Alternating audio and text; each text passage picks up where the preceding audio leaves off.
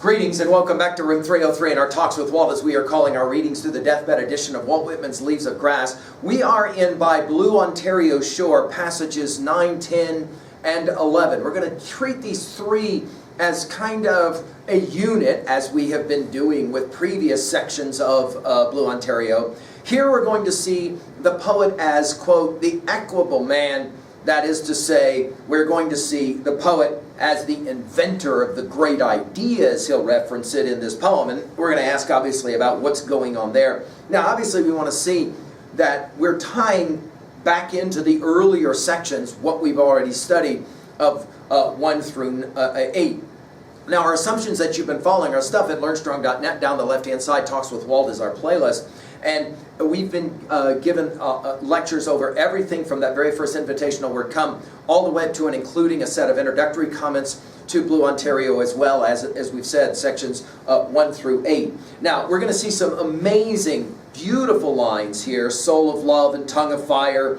And of course, as we said already, the invention of this idea of the great idea. That is to say, for Whitman, there is a new war. There's the next war. There's the war after the war, and we're going to find the poet is playing central to that. We'll begin section 9 by going back to section 1 and the Phantom. That is to say, the poet is prophet. I listened to the Phantom by Ontario Shore. I heard the voice arising, demanding bards. Again, this is that reversal of the invocation of the muses. We were talking about it earlier. By them all native and grand, by them alone can these states be fused into the compact organism of a nation. It's almost as if he sees the poet as the glue that brings and binds everyone together. And he says it this way: to hold men together by paper and seal or by compulsion is no account. That only holds men together which aggregates all in a living principle, as the hold of the limbs of the body or the fibers of plants. Notice here, sounding very much like Song of the Open Road, passage 6, the famous test of wisdom. It can't be tested in schools, is its own proof. Wisdom is its own proof. Notice, we're talking about a living principle, which, by the way, is the only use ever used in Leaves of Grass, is right here, right now. A living principle, that is to say, the principle of plants. Note the irony, given that the collection of poems we're reading is called Leaves of Grass, right? Notice he'll continue this idea of the living principle. Of all races and eras, these states, and this will be the opening line of passage 10. Again, of course, this is the last line of Memories of President Lincoln with Dust. These states, with veins full of poetical stuff. He's going to play this game brilliantly, picking up on what he did in Song of Myself with the idea of growth and grass in the veins of plants. Notice, poetical stuff. Most need poets. Again, notice, these states with veins full of poetical stuff, most need poets, and are to have the greatest, and use them the greatest. In other words, America is invented by the great poets. And of course, the poets that are coming someday. And he predicts it. They're presidents. Now, we've heard quite a bit about presidents if we've been reading all of Leaves of Grass. He's had some untoward comments about presidents. He hasn't been very pleased with them, but he says this way: their presidents shall not be their common referee as much as their poets shall. In other words, poets in the end are more important than presidents. This is a fascinating idea, that he's predicting that the poets of the future will be way more important than the politicians. And then in parenthetics, we've seen this a number of times already in this poem, soul of love and tongue of fire, a line that many readers just love this line.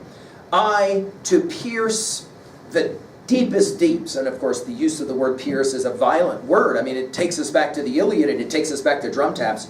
But it's a different kind of piercing. I to pierce the deepest deeps and sweep the world. Notice the exclamation points here. Ah, mother. We're back to, of course, the maternal picture. Prolific and full in all besides, yet how long barren? And then the repetition, barren. In other words, this will be our only use, well, our first use of in Leaves of Grass. Notice, in other words, not enough growth yet. We're after the war. We're still barren. We're still waiting for the poet. And again, this is Emerson's call, as we've pointed out in earlier lectures. This is Emerson's call in his classic essay, The Poet. This is his call that Whitman now will pick up. Where are the poets of the future? And of course, sounding very much like Dante when he shows up in limbo. We've talked about this at learnstrong.net and all of our lectures on the Divine Comedy. When he shows up in limbo, oh, are you that great poet, Dante? Of course, Dante wanting to be included with the greatest poets, but Dante himself recognizing there's yet voices to come. We now turn to passage 10, and our Nortons will tell us that in this equable man portrait, the portrait of the poet sketched in this section may be found in the 6th paragraph of the 1855 preface. And as we've been talking about this idea of the preface, now we're going to pick up on some of those amazing lines. He says it this way: of these states, again back to that phrase, the poet is the equable man. Not in him, but off from him. Notice again all the prepositions. That's why I was setting you guys up for it as we were reading, to get ready to read a poem like this. Not in him, but off from him, things are grotesque. In other words, you can't understand them. Or eccentric, he'll use the word eccentric, fail of their full returns. In other words, without the poet, we do not get the full picture. Nothing out of its place is good. Nothing in its place is bad, which takes us back to this idea that we saw earlier about good and evil. And then we're going to get the pronoun he used now 20 times to reference this poet that we're talking about. He bestows on every object or quality its fit proportion, neither more nor less. In other words, poets understand. They see all sides of a perspective. He is the arbitrator. Only use of the word arbitrator in all of Leaves of Grass is right here. Arbiter of the diverse. Again, the diversity that we have always longed for in America, Whitman will celebrate here. He is the key. It's a fascinating idea. The poet is the key. He is the equalizer. By the way, only use of that word in all Leaves of Grass. He's the equalizer of his age and land. Think about how equalizer, and we hold these truths to be self-evident that all men are created equal, that idea, that democratic ideal, right? He supplies what wants supplying. He checks what wants checking. In peace out of him speaks the spirit of peace. Large, rich, thrifty. That is to say, almost like the poet now starts to become almost deified. Building populous towns, encouraging agriculture, arts, commerce, lighting the study of man, the soul, health, immortality, government, all of that in peace. In war, he's the best backer of the war. And obviously Whitman would hope that he himself was that. He Drum Taps proves it, right? He fetches artillery as good as the engineers. He can make every word he speaks draw blood. This is fascinating. The way in which Whitman imagines writing poetry as somehow a new kind of battlefield. And obviously by blood here he means recognition, passion, to draw a recognition. The years straying towards infidelity he withholds by his steady faith. 2 times now we're going to get this word faith, and we're going to transition to this idea that the poet is in fact the new priest, and we've seen this already in Leaves of Grass. He is no arguer. This is interesting. In other words, he's not just going to argue for silly sake. He is no arguer. He is judgment. Poet has final say. And then in parenthetics, nature accepts him absolutely. Notice nature capitalized in parenthetics. He judges not as the judge judges, but as the sun falling around a helpless thing. It's a beautiful word picture. The way in which the sunlight will help a flower to grow. That's what a poet's... And I think it's clear. There's a reason why we're reading all these lines from Leaves of Grass. Because, in fact, the very thing that we just read is hopefully the thing that's helping us as well. To grow as helpless things. As he sees the farthest, he has the most faith. His thoughts are the hymns of the praise of things. Notice this special sight, this perspicacity, as we've used that language, this insight, right? His thoughts are the hymns of the praise of things. In the dispute on God and eternity, he is silent. I mean, go back to Song of Myself 48, go back to our comments there, as well as to Him That Was Crucified, a poem that's coming. In other words, let's not argue about theology. No amount of words he says in 48th Song of Myself can say how much I am at peace about God. There's no point in arguing about it. Creeds and schools and abeyance is what he says at the beginning of Song of Myself in Song of Myself 1. He sees eternity less like a play with a prologue and denouement. He sees eternity in men and women. He does not see men and women as dreams or gods. In other words, understanding the very essence, and then he called it the great idea.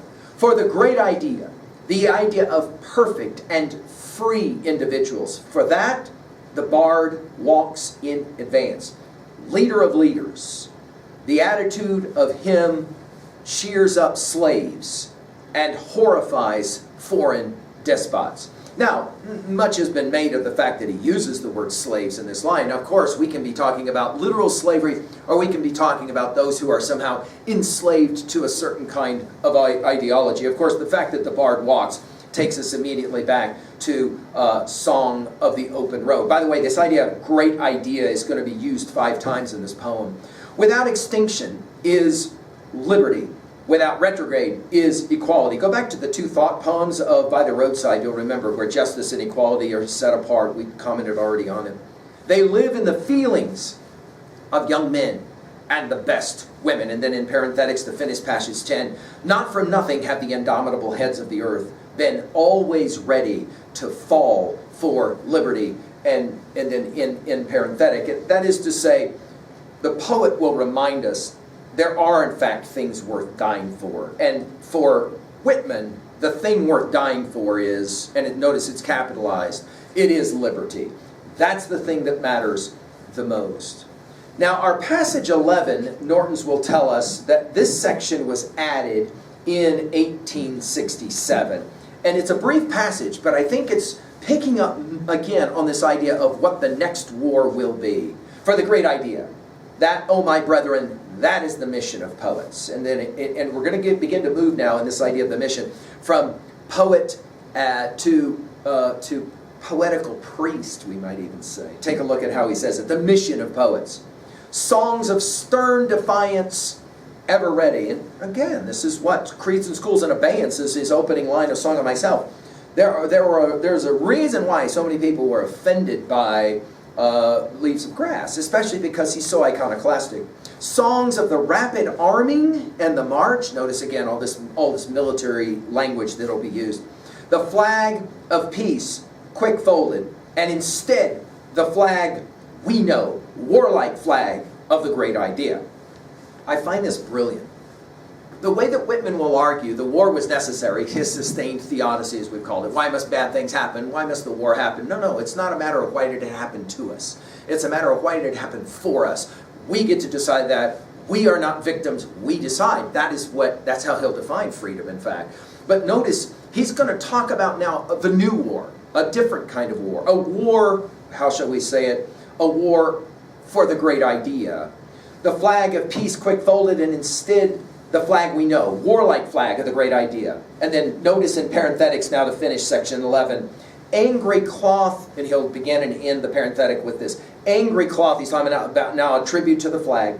We've seen this a number of times. We saw it several times in drum taps, didn't we? Angry cloth I saw there leaping. I stand again in leaden rain, your flapping foals saluting. I sing you over all, hear all these rhythms, right? Flying, beckoning through the fight. Oh, the hard contested fight. We obviously think of Scott Key in the Star-Spangled Banner. The cannons ope their rosy flashing muzzles, almost sounding like Homer, huh? The hurtled balls scream. The battlefront forms amid the smoke. The volleys pour incessant from the line. Hark, the ringing word, charge. Now the tussle and the furious maddening yells. Now the corpses tumble curled upon the ground, cold, cold in death. Think about, obviously, lilacs as well as, oh, Captain, my Captain.